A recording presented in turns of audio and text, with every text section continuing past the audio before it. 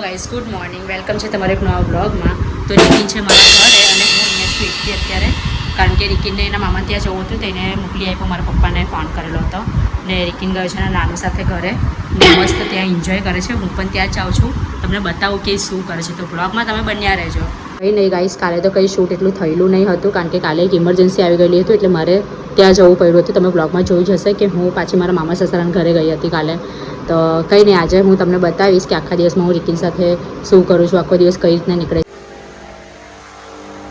કેવું કરે ફીસ, કેવું કરે બતાવ, મને બતાવ કે ફીસ કેવું કરે. હું ફીસ કેવું કરે અહીંયા જોઈ, ફીસ કેવું કરે.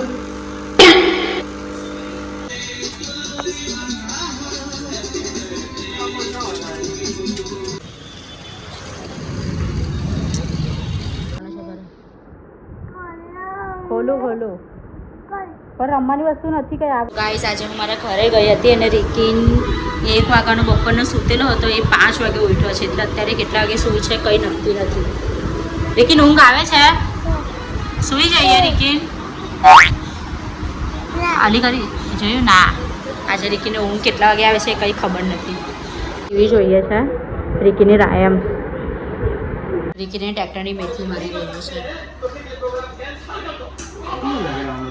કંઈ નહીં, કાલે રક્ષાબંધન છે તો અમે રિકીની બહેનો માટે ગિફ્ટ લીધું છે, તો બસ એ જ અમે લોકો જોઈએ છે અત્યારે. તો